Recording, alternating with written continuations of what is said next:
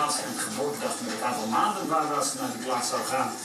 Die op 26 januari geboren is, schrijft dat ze dus 26 maanden met andere dagen naar Mexico gaat. Nogmaals, alleen de dames die hebben dit bericht gekregen. Die weten wat er speelt. Uit instructie, do not tell this any males what statuses mean. Keep them guessing. And please copy and paste in the message this to all the female friends. It's time to refuse the man again. Not that it's really hard to do that. Nou, oftewel, de tijd om de mannen weer eens een beetje op een gek spoor te zetten. Dat is wel niet moeilijk om te doen. Dat was zeker niet moeilijk. Ik denk ook dat niemand snapt dit land. En ik denk ook dat niemand mijn seksen daar iets mee te maken heeft. Want ik stel geïnteresseerd vragen en kreeg geen antwoord. En vond de desbetreffende schrijfster vervolgens een muts.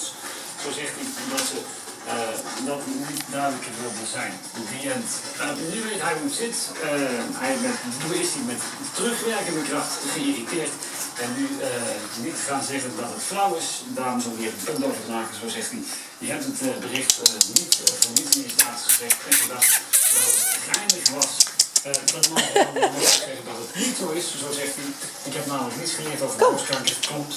Ben ik helemaal met hem eens. En ik denk dat vrouwen het op Facebook hebben gezet die ook niets over borstkanker hebben geleerd door dit te doen. Klopt ook nog.